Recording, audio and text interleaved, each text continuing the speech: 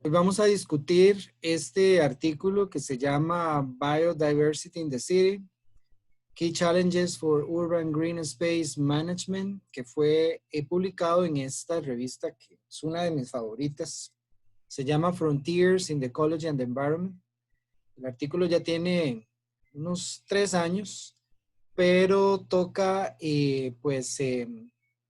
algunos tópicos importantes en lo que es la ecología urbana. Entonces, lo que hice en este artículo fue utilizarlo como una excusa para aplicarlo a pues situaciones que tenemos en el país y con los que ustedes pueden estar muy familiarizados. Muy bien. El artículo habla de este concepto de espacios verdes urbanos o espacios urbanos verdes que incluyen todos los hábitats naturales, así como los hábitats estrictamente artificiales que hemos creado en las ciudades y a los cuales muchas especies de plantas, animales y otros organismos se han adaptado. Entonces, en términos generales, los espacios verdes urbanos incluyen todos esos remanentes de hábitat que podemos decir en un sentido muy arbitrario, es cierto, que son ambientes naturales o seminaturales y o bien los ecosistemas que han sobrevivido al proceso de urbanización.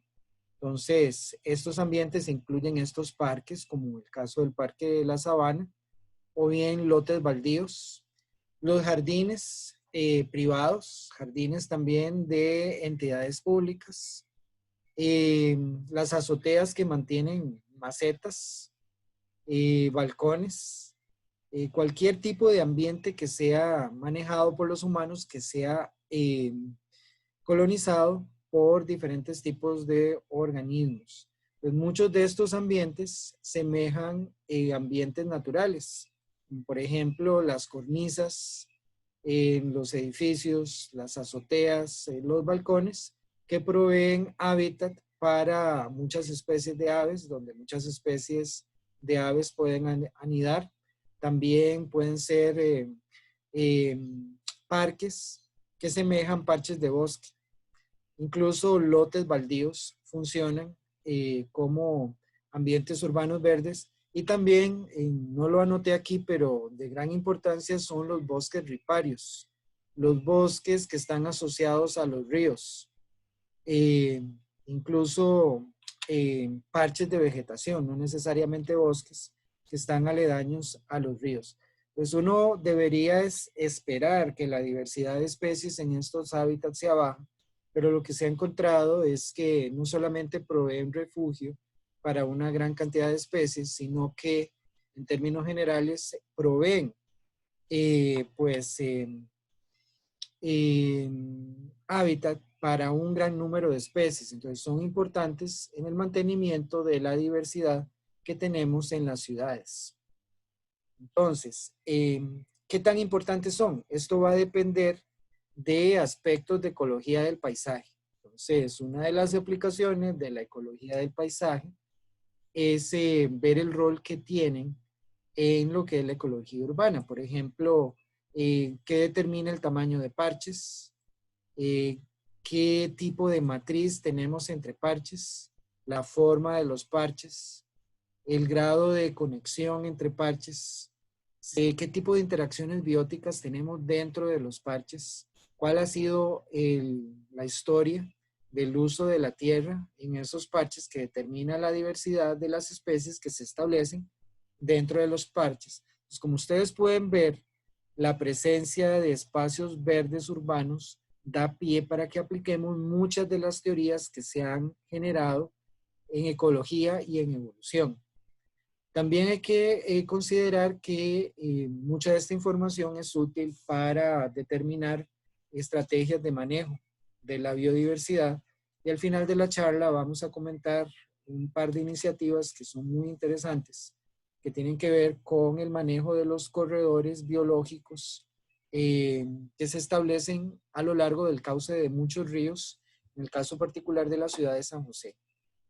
Entonces, mucha de la interacción humana con estos espacios verdes urbanos, en cierta medida se presta para conflictos. Aquí les presento el caso de dos especies muy comunes que usualmente la gente en general desprecia, que es el caso del zanate, Cuiscalus mexicanus, y la paloma doméstica o Columba livia. En algunos casos, acciones de manejo que se han dado en el pasado son casos típicos de maltrato animal. Cuando tenemos especies que se consideran como molestas o que entran en conflicto con algún tipo de actividad humana, y la decisión es eliminarlas, y a veces se eliminan de una manera cruel, y en muchos casos sin buscar alternativas de relocalización o de espantarlas, por ejemplo, o bien de llevarlas a un albergue. Entonces, a veces optamos por lo más fácil, lo más cómodo, y hay muchas anécdotas, no vamos a entrar en detalles, pero una de estas es el caso de la perrita Camila, que fue sacrificada por un sacerdote de la Iglesia Católica en Tibás, y que esto generó todo un conflicto, ¿verdad? Incluso tal vez lo positivo fue la concientización del efecto que tienen estas especies que llamamos molestas y la necesidad de tratarlas de una manera más, no, por falta de una mejor palabra, humanitaria, en el sentido de que hay otras alternativas y no únicamente sacrificarlas. Bueno, en el caso de los ejemplos que menciono aquí, Cuiscalus mexicanus, no es una especie introducida, es una especie que viene desde México y que representa un caso exitoso de adaptación a las ciudades. Podemos decir que es una especie comencialista a los humanos, se beneficia no solamente de los hábitats urbanos, sino también de la generación de basura, generalmente basura orgánica, alimento. Entonces, las ciudades, especialmente los parques urbanos, son hábitats muy seguros, no solamente para el zanate, sino también para la paloma doméstica. Columba livia es nativa del sur de Europa. Es también famosa porque Darwin la utilizó en su libro El origen de las especies como un ejemplo de selección artificial.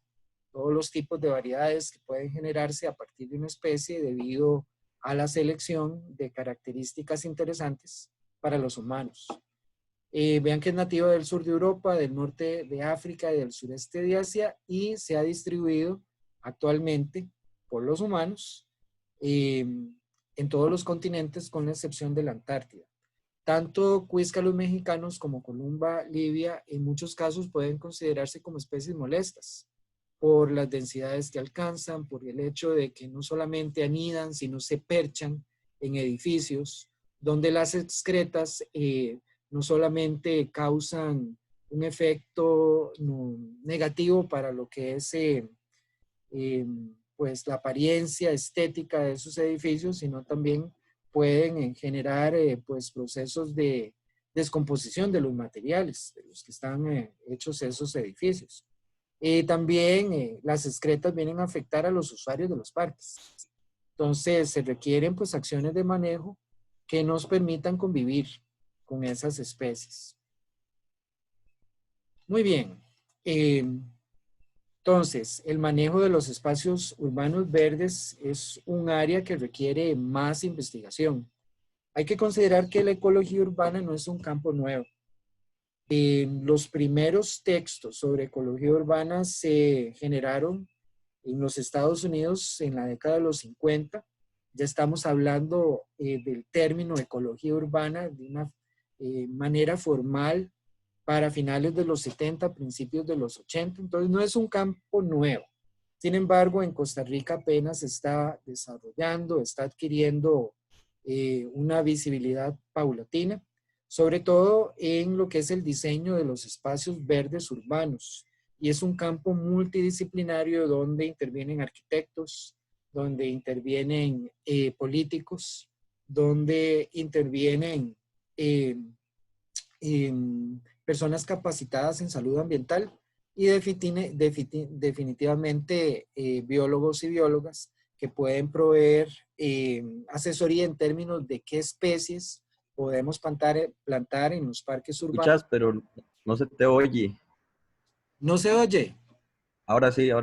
Pero ahora todo lo sí. que acabas de decir anterior no lo pudimos escuchar. No sé si yo fui el único. Ok, ¿qué sería? Acabo de ver un mensaje que dice que mi conexión a internet no es estable. Sí, fue en esta, ¿Qué me dejaron de oír? en la diapositiva siguiente fue donde se empezó a interrumpir el sonido. Bueno, si no les molesta, lo voy a hacer desde el principio. En este caso, bueno, estamos hablando del concepto de ecología urbana, que es un campo que no es nuevo. Les decía que desde la década de los 50 ya se comenzaba a hacer ecología urbana en los Estados Unidos y para los finales de los 70, principios de los 80 ya habían textos. Incluso ya era un concepto formal dentro del estudio de la ecología. En Costa Rica, sin embargo, es un campo relativamente nuevo, donde hace falta mucha información y además es un campo multidisciplinario donde intervienen arquitectos, donde intervienen municipalidades, políticos, sociólogos, también biólogos y biólogas, que pues es una fuente potencial de trabajo, en mi opinión. La gran mayoría de parques urbanos en Costa Rica usan especies introducidas y esto es un patrón muy común. Podemos hablar, por ejemplo, de la palma real de Cuba, Riostonea regia, incluso de los árboles de mango que caracterizan muchos de nuestros parques urbanos, todas especies introducidas y en muchos casos la misma combinación de especies ornamentales. Entonces, muchos de estos parques no cuentan con planes de manejo. Muchos de estos parques utilizan especies que producen frutos tóxicos. Si bien son especies ornamentales, pues muy atractivas, muy bellas, hay que considerar que en algunos casos, dependiendo del tipo de usuario de los parques, no es conveniente plantarlas. Ya vamos a ver un par de ejemplos para ilustrar este punto. También es sorprendente que muchos de estos espacios verdes urbanos, sobre todo parques públicos, usan pesticidas, muchos de ellos muy tóxicos como el glifosato, que no es nada más y nada menos que Roundup Ready, que es el producto estrella de la empresa Monsanto.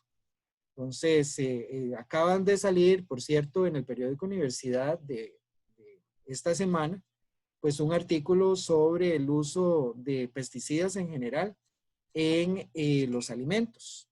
Ya vamos a entrar a hablar de esta noticia, pero sí quisiera preguntarles que el glifosato en el país se usan 1.500 toneladas al año y aproximadamente un 40% de esa cantidad se aplica en zonas no agrícolas. No es que aplicarlas en zonas agrícolas esté bien. Ojalá eliminemos por completo el uso de glifosato. También se aplica en los espacios verdes urbanos, eh, en orillas de las líneas del tren, también en las orillas de las aceras. Es como un producto de uso muy común para muchas municipalidades, para mantener a raya las malezas.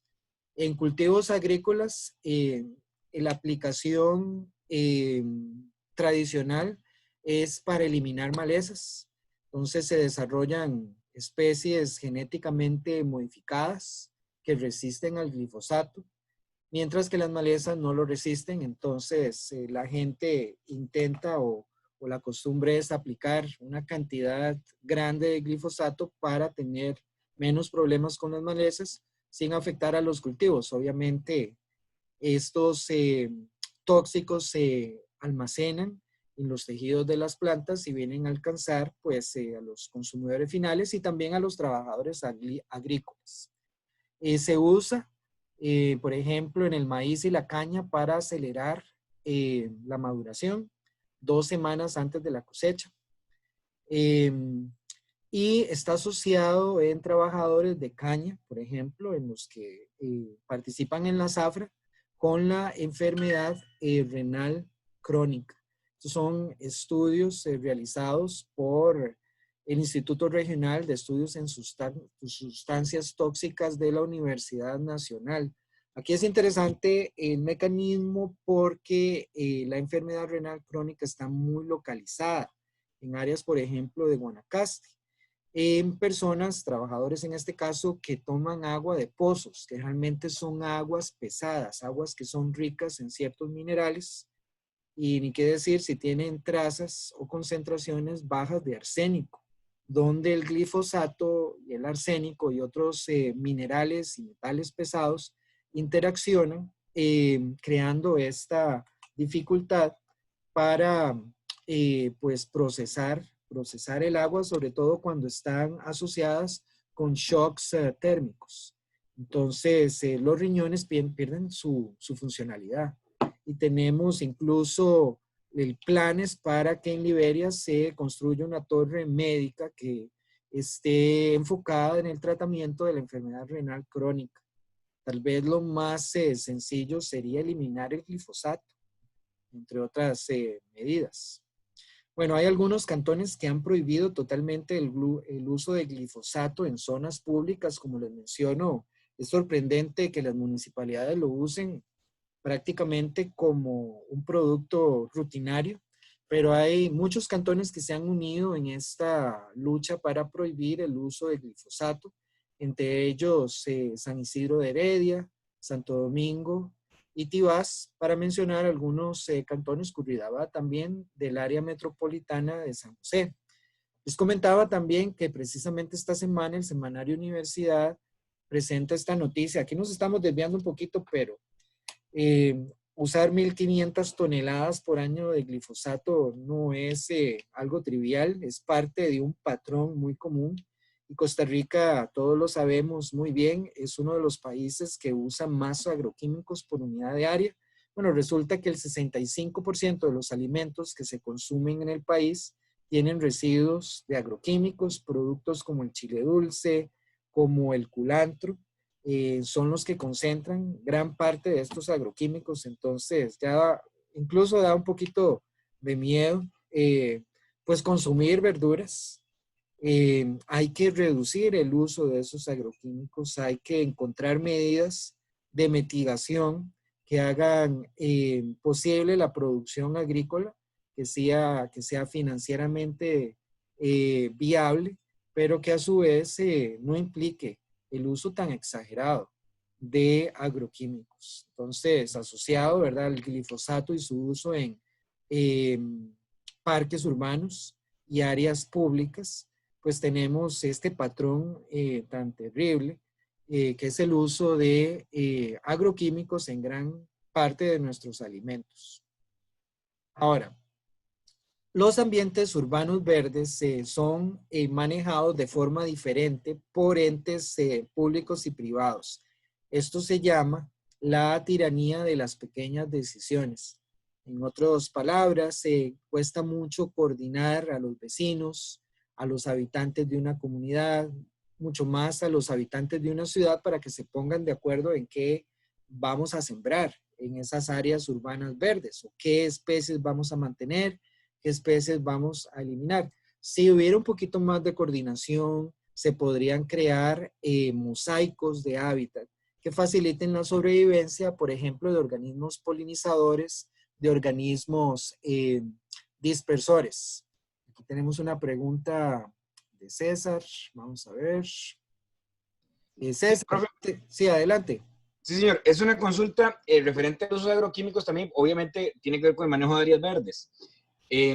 Yo he visto con mucha preocupación que los regidores que se encargan de discutir estas cosas no toman el menor tiempo para hacer consultas sobre los agroquímicos.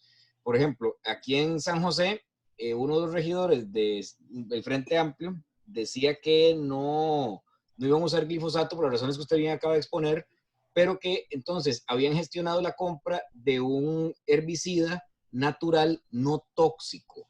Y viera qué extraño, porque entonces se pierde la función de que realmente controle las hierbas si funciona según como él dice.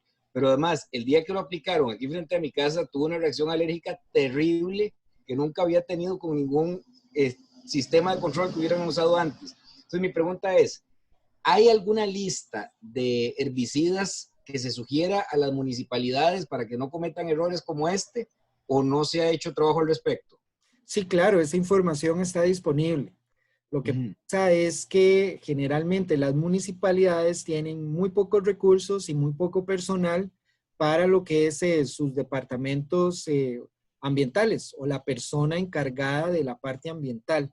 La gran mayoría de las municipalidades que yo conozco tienen una persona, a lo sumo dos, que están encargadas de una gran cantidad de asuntos y que tienen poco tiempo.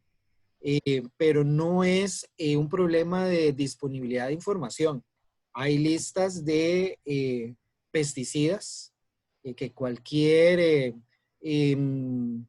pues tienda o ferretería que los venda la debería tener y de acuerdo con el grado de toxicidad. Lo que pasa es que en algunos casos, yo no quisiera decir que es falta de interés, en muchos casos es falta de información, porque honestamente la gente quiere salir del problema y controlar las malezas y dejar a los parques bueno, bien recortaditos, supuestamente bien cuidados, sin gastar mucho tiempo en ver qué productos se aplican. Yo he tenido algunas experiencias, por ejemplo, aquí les anoto dos. Es el caso de esta palma, Cariota urens, que se llama pica pica. Es una especie introducida y es muy común en parques. De hecho, le llaman palma cola de pez. Es una palma bonita, no hay que negar eso, pero produce unos frutos del tamaño de canicas o bolinchas. Y conste que de ahí, yo como, yo manipulé los frutos y de ahí es que tengo esa experiencia. Entonces, ¿qué causa? Una alergia terrible en las manos, es una no sé, picazón, que la verdad usted pasa 2 horas desesperado. Y esa palma está en parques públicos y recientemente hay un parque cuyo nombre no me quiero acordar, en donde la municipalidad comenzó a sembrarlas. Y yo fui y les dije, miren, esa palma causa esta reacción alérgica, no es conveniente tenerla en ambientes donde haya niños, porque muy probablemente los frutos son interesantes y los van a querer manipular. Entonces van a tener estos problemas, ¿verdad? Entonces me dijeron, sí, muy bien, gracias. Me atendieron, me escucharon, pero no tomaron ningún tipo de acción, ¿verdad? Entonces, ya vamos a ver más adelante que se requiere un poquito más de apoyo de parte de la academia, no solamente para informar, sino también para generar especies que sean más eh, pues compatibles con el tipo de usuarios que van a beneficiarse de esos espacios públicos. El otro ejemplo que les menciono es Tebetia peruviana, que se le dicen coralillo, ese es el nombre común, y es una especie bonita, nuevamente es una especie ornamental atractiva, pero las semillas son altamente tóxicas y también tienen la característica de que son atractivas, son como piramidales, son unas semillas que llaman la atención y cualquier niño que se las meta a la boca pues va a parar en un hospital porque son altamente tóxicas. Entonces deberíamos considerar esas características cuando seleccionamos las especies que vamos a utilizar en parques urbanos. Entonces, de hecho hay iniciativas que están pues promulgando el uso de especies nativas. Yo creo que si se usan ya sea especies introducidas o bien especies nativas, en los dos casos hay que tener cuidado de qué combinación de especies vamos a recomendar que sean compatibles con estos ambientes y que no vengan a causar pues reacciones alérgicas o incluso de intoxicación en los usuarios. Pero es verdaderamente a veces sorprendente el tipo de especies que nos encontramos en los parques. Muchas de ellas son especies altamente tóxicas. Bueno, y volviendo al concepto de la tiranía de las pequeñas decisiones, es muy frecuente que la combinación de especies que tengamos en un parque sea el resultado de procesos aleatorios. Casi no se toma en cuenta qué tipo de especies vamos a introducir que puedan cumplir ciertos servicios ambientales, como es la alimentación de la fauna, por ejemplo, de las aves, o que provean recursos para polinizadores como abejas y avispas. Entonces, debería haber un poquito más de coordinación entre los usuarios, pero también hay que considerar que falta mucha investigación, porque en nuestras ciudades podríamos implementar, por ejemplo, proyectos de huertos urbanos que tengan una combinación de especies que provean beneficios para los usuarios, servicios para los polinizadores y que no tengan pues consecuencias negativas para el hábitat. Se requiere un poquito más de coordinación.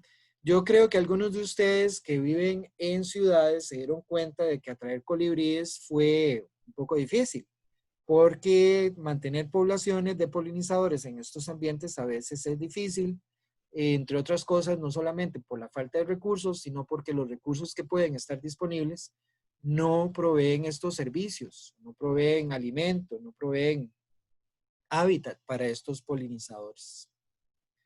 También hay otro aspecto que se refiere a la democratización de los espacios verdes urbanos, porque generalmente las partes que son escénicamente hermosas de una ciudad usualmente están asociados con vecindarios o bien urbanizaciones de gente de cierto nivel económico. Entonces, las personas de bajos recursos usualmente están hacinadas, no tienen acceso a parques, no tienen cerca de sus casas ambientes verdes donde puedan recrearse. Si bien estamos hablando de un proceso de jardinización que está removiendo no solamente el agropaisaje, porque hay competencia entre lo que es la expansión urbana y también áreas de cultivo, como la expansión urbana, por ejemplo, en Heredia, donde las urbanizaciones compiten con las fincas de café. Muchas de esas fincas tienen un poquito de árboles, un poco de sombra, entonces son los últimos hábitats donde tenemos pues espacios verdes. Muchas de esas urbanizaciones pues están restringidas, esos espacios verdes están restringidas a gente de cierto nivel económico. Es un ejemplo más de este concepto de gentrificación o gentrificación, en donde los habitantes originales de una zona son excluidos cuando se venden las propiedades y entra gente de otro nivel económico con otros objetivos, con otras expectativas, y hay un reemplazo no solamente del paisaje, sino también de la gente. Y esto lo vemos, por ejemplo, en las gated communities o las urbanizaciones que tienen una aguja, urbanizaciones cerradas que generan exclusión en términos de oportunidades de recreación y que están compitiendo no solamente con el bosque o con hábitats naturales, sino también con el agropaisaje. También hay efectos culturales y estos efectos pueden ser positivos o negativos. Y les doy aquí el ejemplo del café con sombra.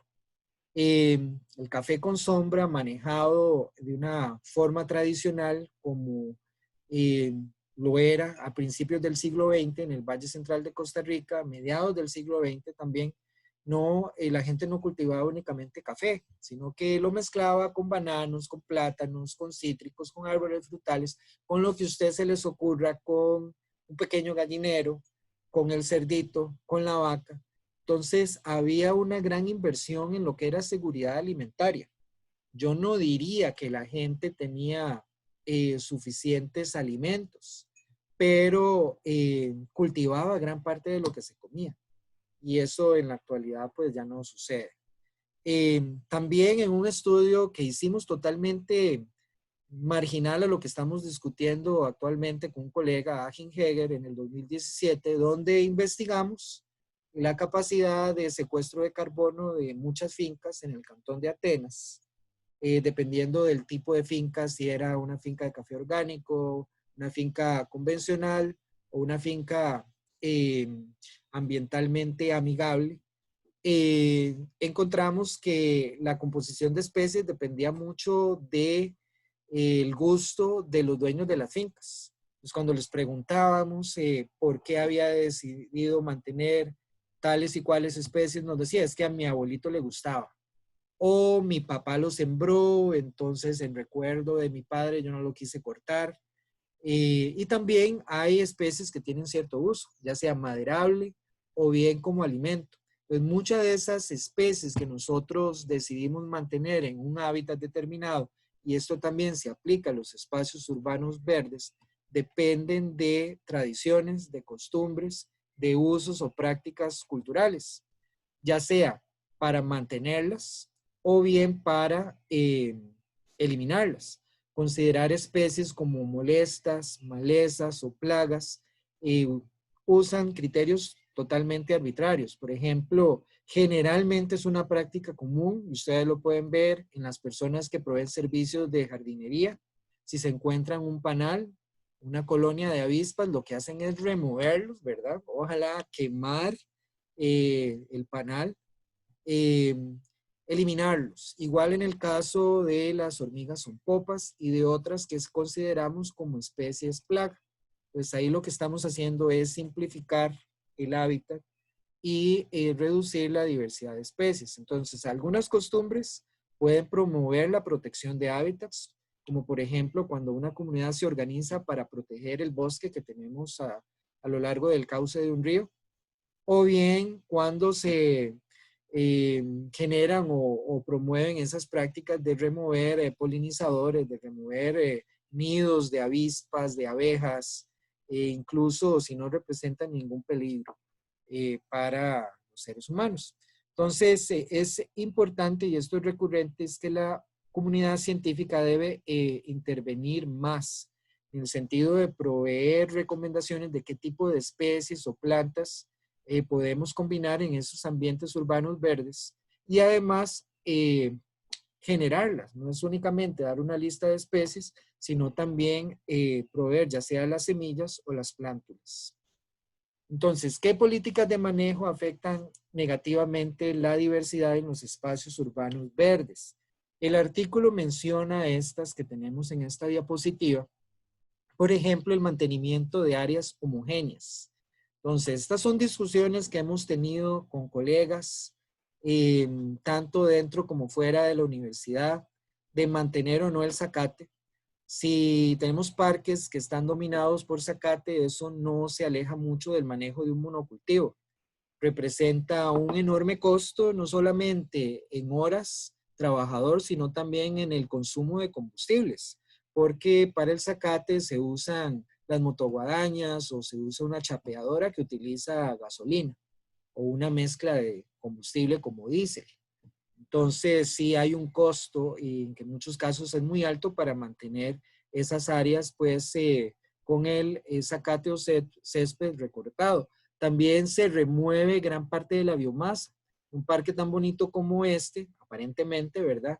Va a generar árboles muertos, ramas caídas, que generalmente la gente que provee el mantenimiento al parque lo que hace es removerlo. Eso sucede, por ejemplo, en la ciudad universitaria, en donde pues lo que la gente, entre comillas, llama basura, o sea, la hojarasca, las ramas, los árboles muertos, son removidos de las áreas verdes y son transportados a otros lugares de la universidad, donde simplemente se acumulan, ni siquiera para utilizarse como compost o como abono orgánico, sino simplemente son desechados en un punto donde no estorben mucho. Entonces se requiere un poquito más de manejo, pero también aporte por parte de la academia. Todos estos materiales que removemos de parques urbanos y de espacios verdes urbanos en general proveen recursos, ya sea para los organismos descomponedores o bien para insectos o para hongos que ocupan esa biomasa o materia orgánica como un recurso para alimentarse. Entonces, sitios que tienen una gran complejidad de hábitat usualmente van a tener más insectos y los insectos van a poder mantener una mayor biomasa de otros niveles tróficos, en este caso depredadores de insectos como mamíferos, como aves. Entonces, cuando se simplifica la estructura del hábitat y se homogeniza, entonces perdemos diversidad de especies. También ya habíamos hablado un poquito del uso de pesticidas en el mantenimiento de estos ambientes urbanos verdes, que en el caso particular de Costa Rica es exagerado. Entonces, estas prácticas no solamente tienen lugar en parques, sino en otras áreas, como por ejemplo puede ser a lo largo de las líneas férreas o a lo largo de los cauces de los ríos, incluso en las aceras, en jardines privados, en jardines de entidades públicas. Entonces, digamos que ese es el manejo estándar, pero debemos cambiar nuestra mentalidad. También quisiera recomendarles este video que se los pasé por el WhatsApp y honestamente soy un fan de Paul Hanson. Yo creo que los videos que él produce son muy ricos en información, en historia natural. Y en este video en particular, a pesar de que Paul habla sobre plantas recomendadas para conservar las abejas, también hace algunos comentarios muy importantes que tienen que ver con la ecología urbana. Por ejemplo, no remover árboles secos, o si estamos podando un árbol, dejar una que otra rama seca, que son recursos que utilizan insectos para anidar, entre ellos avispas y abejas que tienen roles tan importantes como polinizadores. Yo les mencionaba el caso de grupos que nos llaman mucho la atención, como las mariposas. Cuando observamos estos grupos, no solamente las mariposas cumplen esa función de polinizador, sino que detrás de ellas hay toda una cadena trófica de plantas hospederas, de hábitats que proveen recursos para que las mariposas se reproduzcan, que proveen alimento. También una comunidad de parasitoides y depredadores de mariposas. Entonces lo que vemos es como solamente la superficie, lo que está debajo, pues representa toda una serie de complejidad trófica que mantienen a grupos como estos. Entonces, muy recomendado el video de Paul, donde él menciona el rol que tienen árboles como el nance, como el huitite, como los higuerones nativos, incluso las malezas, en proveer recursos no solamente de hábitat, sino también de alimentos para himenópteros, abejas, avispas en general. También quisiera mencionar el caso particular del huitite, Agnistos arborescens, que actualmente se encuentra en un proceso de reproducción, tanto de floración como de fructificación. Entonces, en algún momento hemos discutido que hay muy poca investigación en plantas como agnistos, que los consideramos como parte de los muebles, casi ni les ponemos atención, pero que cumplen un rol muy importante, hasta el punto de ser consideradas especies clave. Una especie clave es una especie que provee recursos para otras especies en lo que es una red trófica. Entonces se evita lo que se llaman las cascadas tróficas, o sea, la extinción concatenada de especies, porque provee, en este caso el huitite, recursos para polinizadores y para especies frugívoras. Entonces va más allá, el rol de la especie va más allá de su densidad y tiene una función clave en lo que es el funcionamiento de la red trófica, es lo que llamamos una especie clave. El huitite se reproduce por estacas, es una especie pionera. También se reproduce obviamente por semillas. Cada una de estas frutitas tiene alrededor de unas 30 semillas. Y es una especie que pega muy bien. Provee alimento a más de 30 especies de abejas y una gran cantidad de aves que lo polinizan y lo dispersan. Este artículo fue publicado en esta revista brasileña que se llama Rodriguesia. Y en este artículo los autores pues analizaron el rol de Agnistos arborescens, el huitite, como una fuente de alimento para aves en el bosque atlántico del suroeste de Brasil. Entonces, como les mencionaba, 30 especies de abejas, una enorme cantidad de aves frugívoras y nectarívoras utilizan agnistos. Entonces, es una de las especies que Paul recomienda y en realidad, como les menciono ahora, agnistos en esta época del año está reproduciéndose y tiene esa característica de que combina la floración con la fructificación. Entonces, ahorita está produciendo frutos y hay otra, ola de producción de flores. Entonces, eventualmente va a haber otra,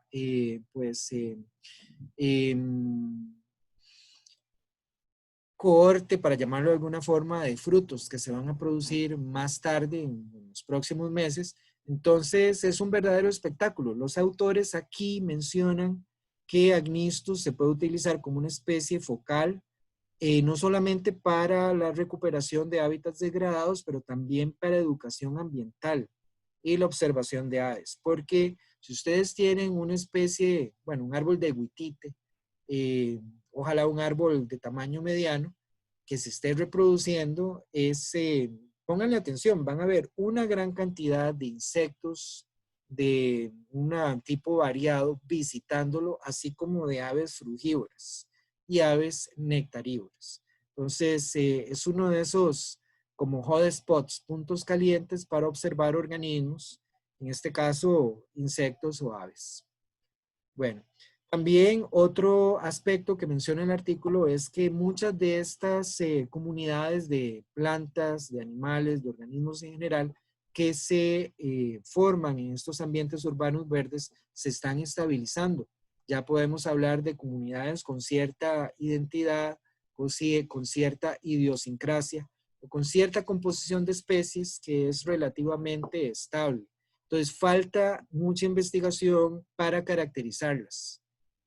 Pero ya es común, por ejemplo, en lotes baldíos, ver cierta composición de especies que más o menos se repite de un lote baldío a otro. Entonces, hay cierta estabilidad en la composición de organismos de estas comunidades.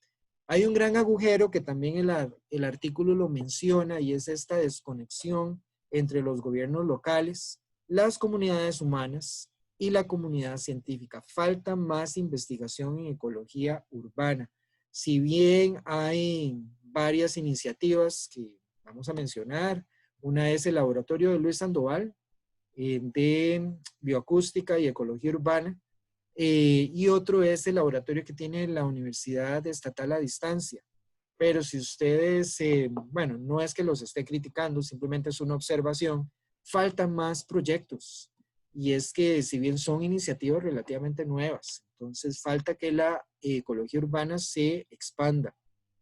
Yo colaboré, por ejemplo, con el proyecto del Parque Cristóbal en Ciudad Colón. Es un ejemplo de esa interacción entre la academia y una multitud de organizaciones de colaboración, desde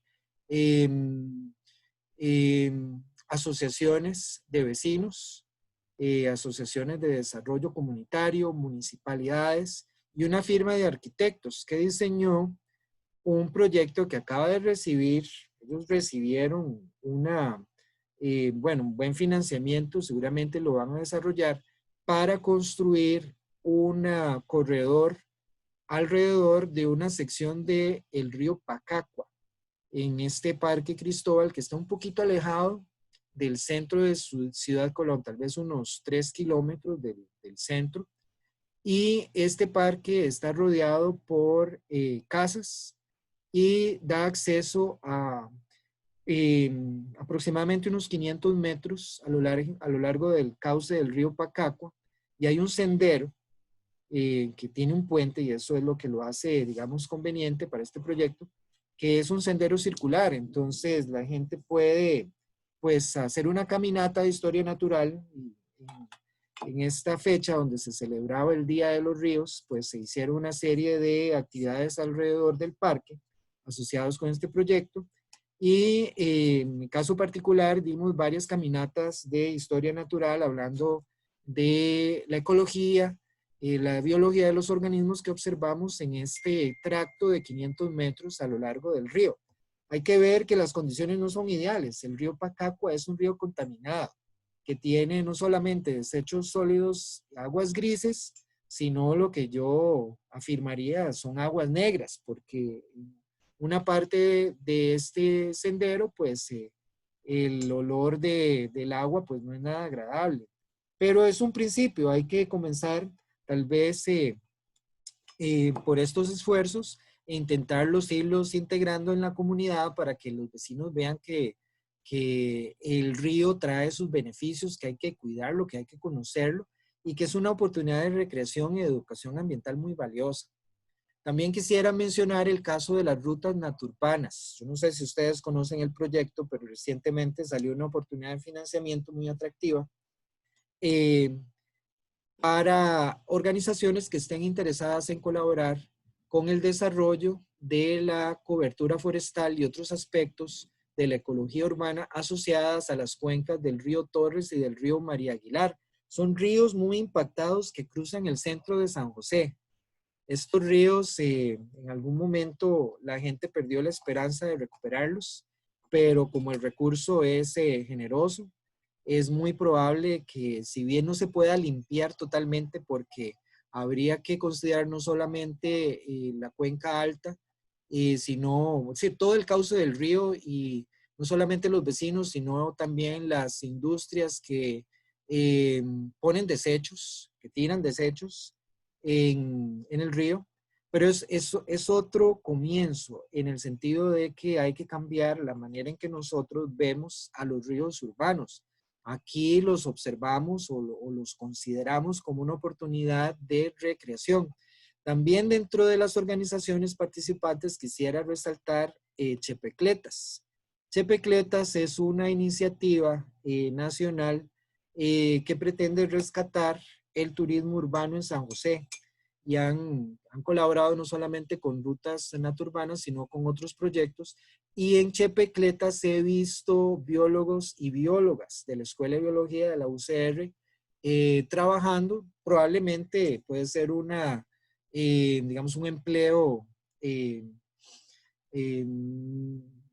no para hacer carrera en Chepecletas, pero digamos oportunista, en el sentido de que es una fuente de trabajo interesante donde la gente aprende no solamente sobre las especies que vemos en los parques urbanos, sino también sobre la historia de San José, la riqueza arquitectónica. Sí, San José sí tiene riqueza arquitectónica, aunque sea sorprendente al menos para mí lo fue todo un descubrimiento.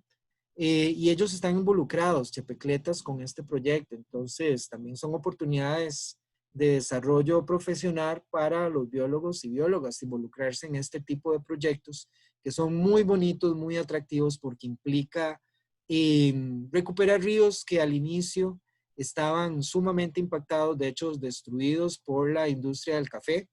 Muchos beneficios se establecieron a lo largo de estas cuencas, y ahora el desarrollo urbano.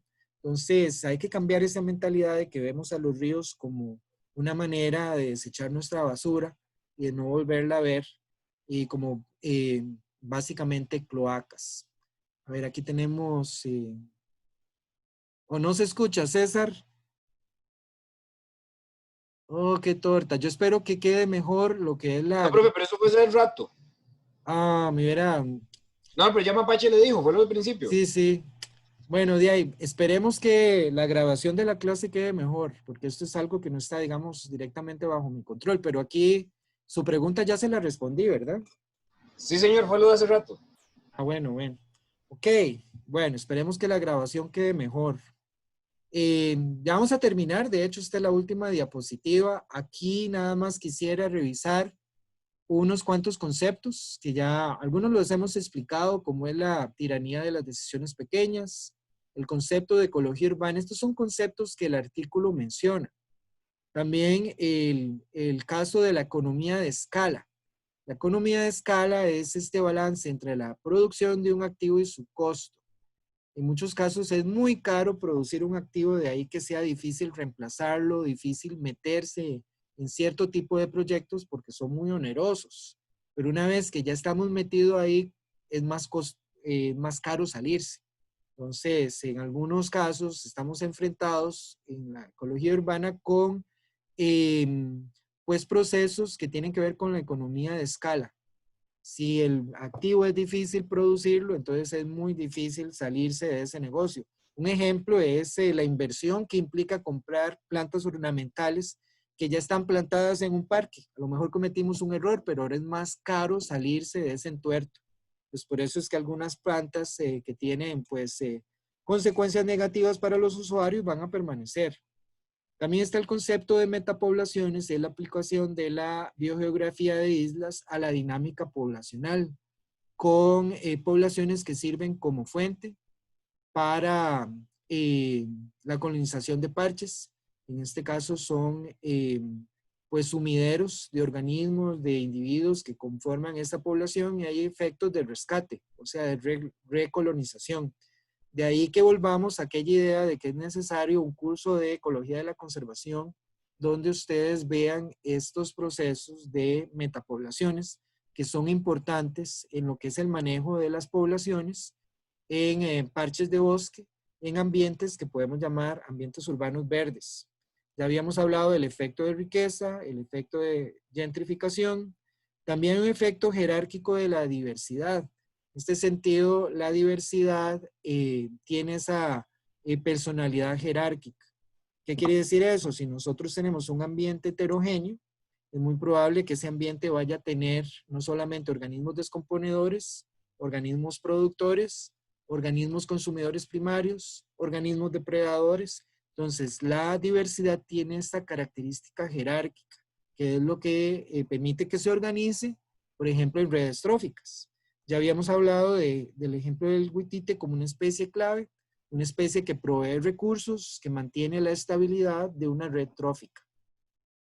Y creo que con esto casi vamos a terminar. Nada más una diapositiva más. Ah, sí, es esta. Muy importante. Los tópicos de tesis.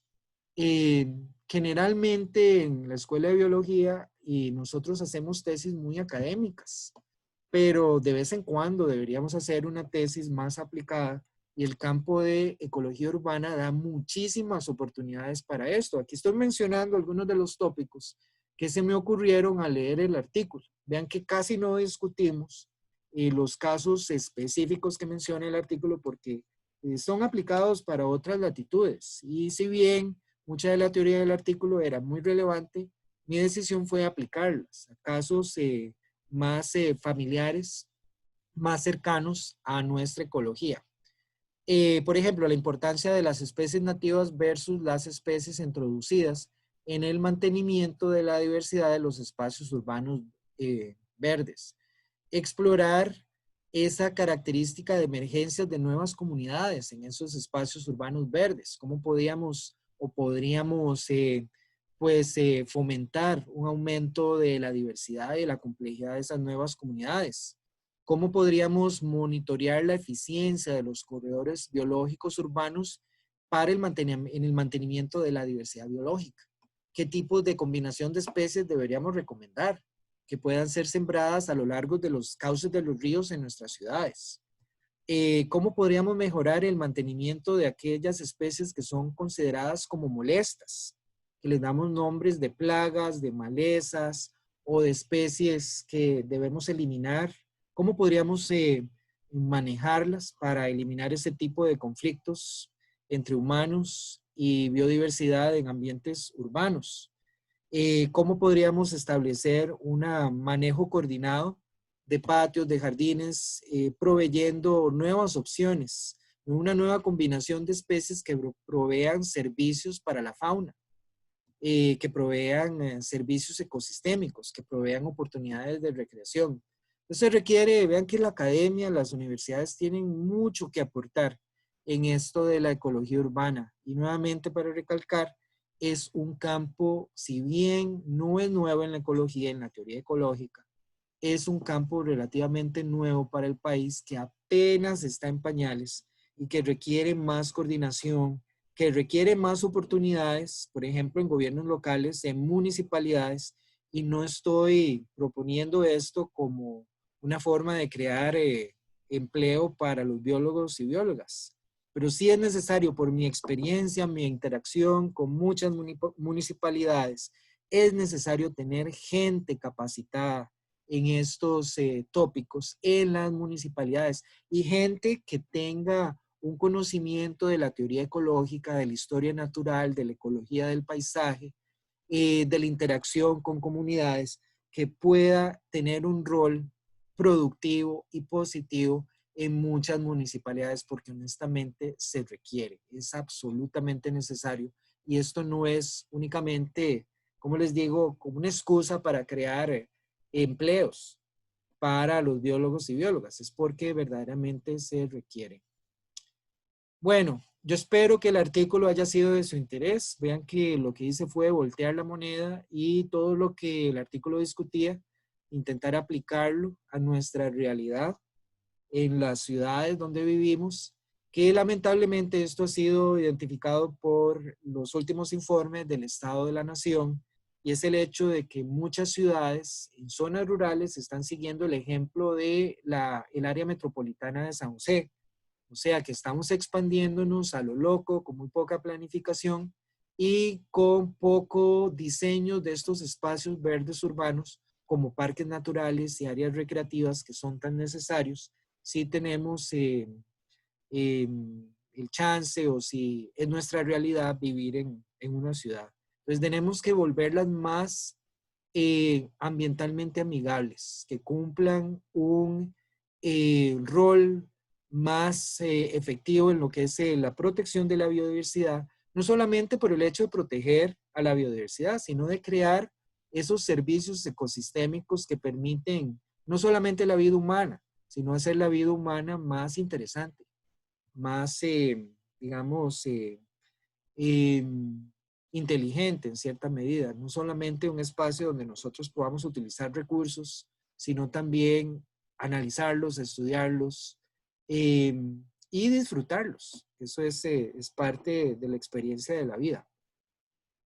Bueno, el chat no lo veo, no hay más preguntas. Voy a detenerme acá y espero que el sonido en la clase, en la grabación, pues esté mejor que lo que ustedes experimentaron. No sé, puede ser que el internet fluctuó un poquito y eso afectó el sonido. En fin, es un misterio. Vamos a dejar aquí la grabación y como he